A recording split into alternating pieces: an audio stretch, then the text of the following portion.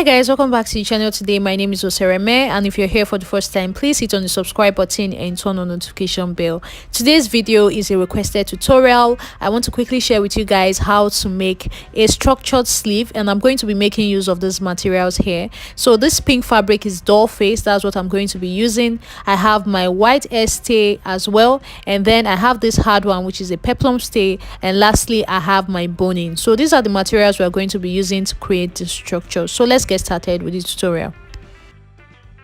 So guys, the first thing you're going to do is to determine how wide you want the structure you're going to be working with to be.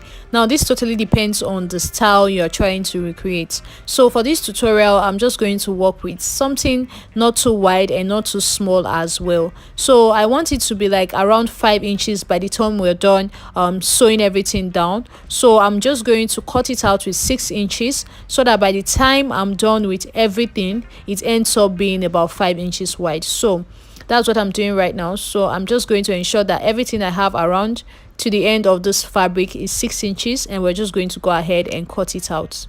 As you can see, I'm cutting this in a fold because I'm cutting the front and the back pieces together. By front and back, I mean the part that is going to show in front and the part that is going to serve as the lining for the back. So guys, this is what I had after I was done cutting it out. So this is the width, and this other side is going to be the length. That's from here down to this place. Now this is totally going to depend on how long you want the structure to be and where you're going to be placing the structure. So if you're taking your client's measurement, you will need to measure this on your client's body. So because this is a tutorial, this is 21 inches, so I'm just going to be using this directly. So this is what I have for the lining and the actual front piece. So I'm going to head over to the iron now and iron my stay to the both pieces. So guys, this is what yours is going to end up looking like by the time you iron your stay to it. So the next thing I want to do now is to bring my peplum stay. You can see it's a little bit hard, so you're going to just pick one part of the two pieces that we had just now. You're just going to pick one of them, and what I'm just going to do is to just pin it around this peplum stay, and I'll just go ahead and cut it out exactly the same measurements.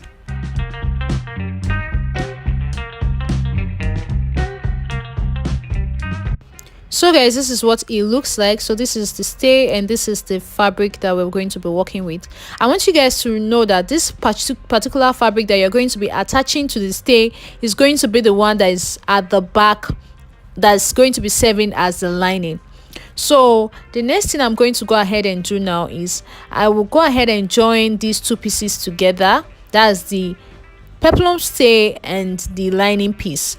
So I'll go over to the sewing machine and I'm going to make 2 lines with my sewing machine. So these 2 lines, I will make sure that is wide enough for my boning to pass through. So I'm going to head over to the sewing machine now and stitch 2 lines on both sides, ensuring that it's wide enough for my boning to pass through. So guys, this is what I mean. Can you see? So there's a little bit of space away from the end, and then I have my casing on both sides. So you see that by the time I place my boning in between, you see that there's like enough space for it to stay in there.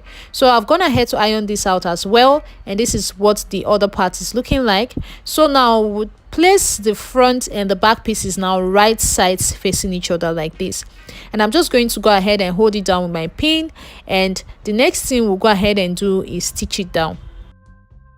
So guys, this is what I had after pinning it down. So now the next thing we're going to do is head over to the sewing machine, and we're going to stitch on the first line, not the second one, the first one. So on this other side as well, you're going to stitch on the first one. So that's the one closest to the end of the fabric.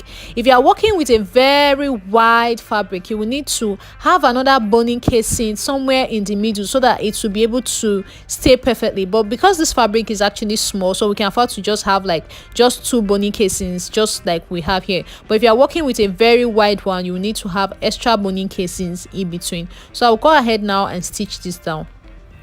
So guys, I've stitched it down. It's not going to show very much here. Let's turn it to the back. You see, I've stitched it down here, and this is what it looks like. So I'll just go ahead and use my scissors to just trim it all the way around. So when you're through cutting it out, it's going to look something like this. So you have this opening here. The next thing we're going to go ahead and do is to turn it over to the right side through this opening. This might be a little bit hard because of the peplum stage, but just go ahead. It's actually something that is possible. So I'm going to go ahead and press this out very properly. So guys, this is what I had after I was done ironing it out. You can see the boning casings here and here looking really nice and pretty. So now this is what it looks like, and you can see that if I fold it together, it actually has that kind of structure effect because of the peplum stay, even though we have not added our boning yet. So now the next thing we're going to do is to add our boning to the casings, to pass the boning through the casing. And as you can see, I'm just cutting away from the ends of my boning, and what I'm doing is leaving about half of an inch away from the end of the fabric, and I'm just going to go ahead and cut it out. And when you're through with that, just pass it through the casing. I'll repeat this process as well for the other part.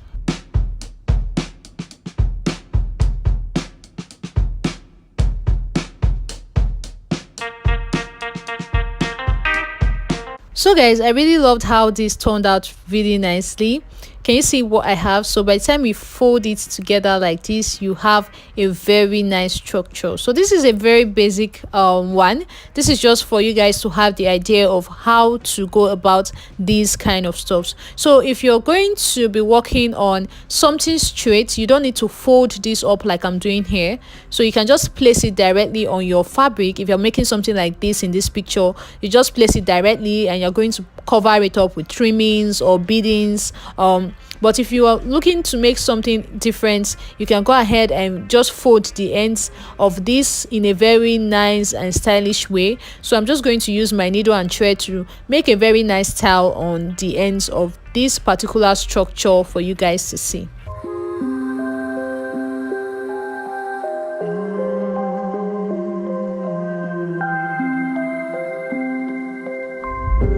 Children used to run and play. Look at all the mess we made. Guess I never know where it went wrong. Sometimes I feel like, oh, that's sad, 'cause viral then people forget. In this crazy world I don't belong. So guys, when you're through with this, this is what you will have. So this is what I have right here. So by the time you fold it in, you can see how nicely it's sitting. Imagine having this across a sleeve. It will look very nice. So when you are placing this on your fabric, you're most likely to stitch it directly on the blouse. So which means that the seams are going to be open, so it's going to be open and it's going to be looking rough. So you're going to need to cover it up with a flower or a design, trimmings, or with beads. So you can see how I'm just holding this up with a flower and it looks really nice. So thank you so much for watching, guys. I'll see you in the next one.